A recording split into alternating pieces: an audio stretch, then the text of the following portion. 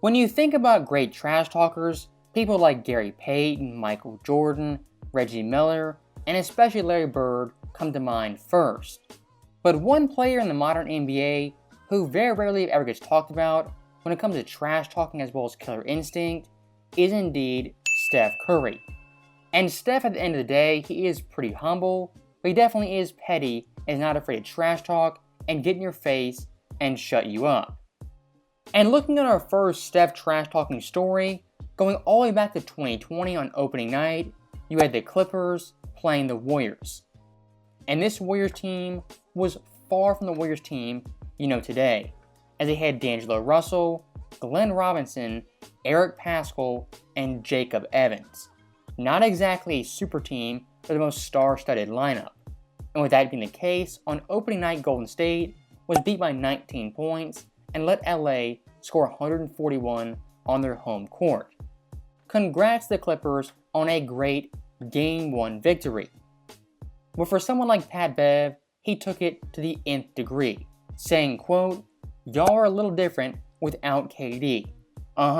Y'all cheated long enough. It's okay. You had a good run. Back to reality." And allegedly told Steph Curry the next 5 years are mine. It's wild as hell. Pat Bev is never afraid to say what's on his mind, but in this instance, his mouth wrote a check that his game couldn't cash.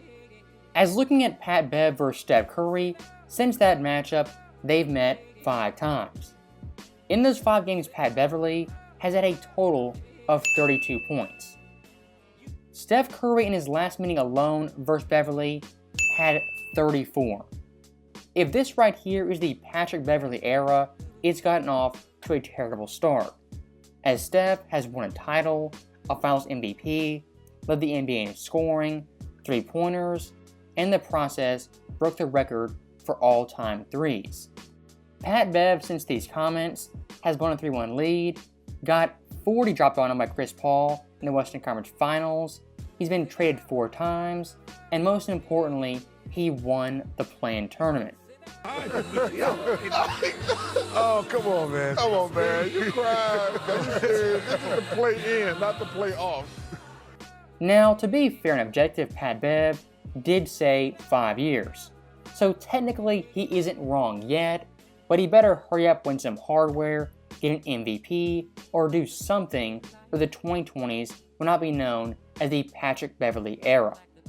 Now, fast forwarding 1 year to 2021, and Golden State still was one of the worst teams in the NBA.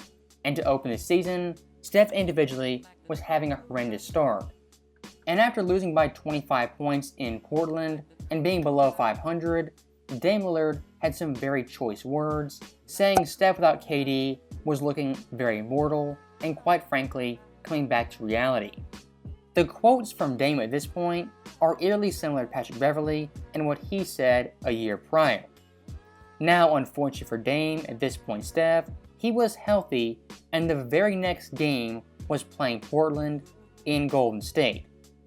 And for Curry in this game, he had the iconic 60 bomb on 18 of 31 shooting with 8 threes while only missing 1 free throw. Man, Steph is running into the front court. Draymond finds him another 3. Got it! 62! 62! And looking at Dame and CJ, the All-Star backcourt combined only had 60 points. And after this beatdown and utter embarrassment, Dame very quietly walked back to his comments and tried to clarify. Now, even with that being said, once again, I want to reiterate the narrative at this point in time. It was that Steph Curry needed Kevin Durant and without him would not be successful. And speaking of Kevin Durant, looking at our next trash talking story, we looked at the following season on November 16th. At this point, both KD and Steph had pretty adequate help, and the Brooklyn Nets were undoubtedly a championship contender. And like Kevin Durant usually does, he was very, very active on Twitter, and days before this matchup was caught liking tweets dissing Steph Curry and saying he was the best player in Golden State and Steph needed him. So with that added context setting the stage, looking at this game from mid-November, both teams were healthy and Steph and KD were the top of their games. In the first half, it was a classic duel and on pace to be a hardwood classic. That was until Steph in the second half took over and absolutely exploded, having 18 points on 6 of 9 shooting with 4 threes, compared to Kevin Durant, who only had 3 points on 0 of 8 shooting and 0 of 4 from deep. And it got so bad in this game that Kevin Durant's own Nets fans were chanting MVP for Steph Curry.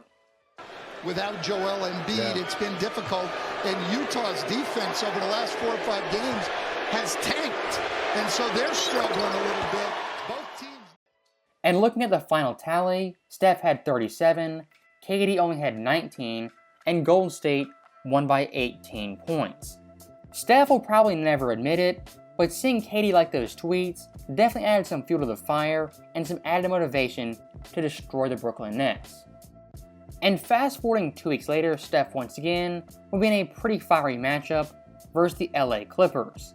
And these Clippers teams are the quote-unquote rival for Steph in the Western Conference, as he played Patrick Beverly, Chris Paul, and most recently Paul George, as well as Kawhi Leonard. But in this specific game, those players weren't his main antagonist, as in this game in the fourth quarter, his main foe was awful calls as well as non-calls. George Gervin finger roll Curry, and he is just crushed out of bounds, and now he's going to get a tee.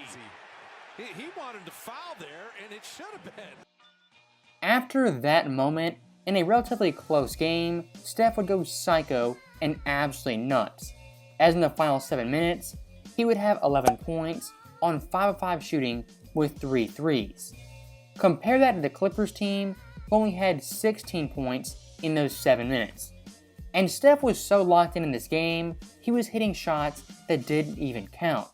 And once again, the refs were giving bogus and BS calls.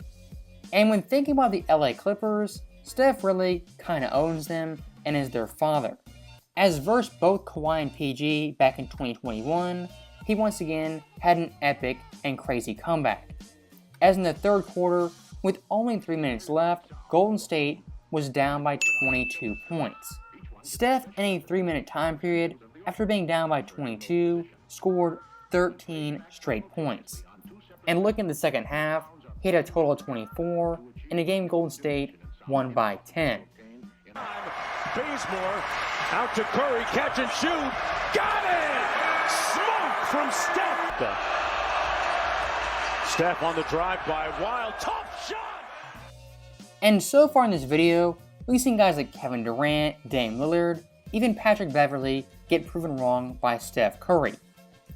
But very, very rarely will a young, inexperienced player go at Steph and try to punk him. And unfortunately for Kevin Porter Jr., he learned that lesson the hard way on why you don't trash talk Steph as an inexperienced player. As in a mid-season matchup, playing for the 14-win Rockets, KPJ, late in the third quarter, in a brief moment of insanity, stared down Steph and tried to intimidate him. That was the defender on the game winner. Look at Kevin Porter Jr. looking at Steph.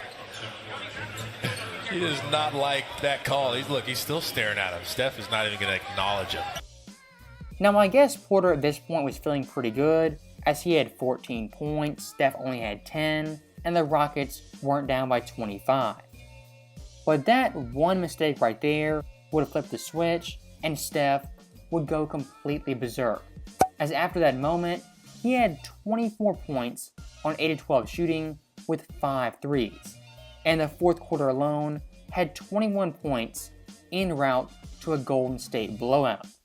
Compare that to Kevin Porter Jr., who only had 3 points, and this game right here was a welcome to the NBA moment. And with that last Steph story being told, that is the end of the video. As always, thank you guys for watching, hope you enjoyed it.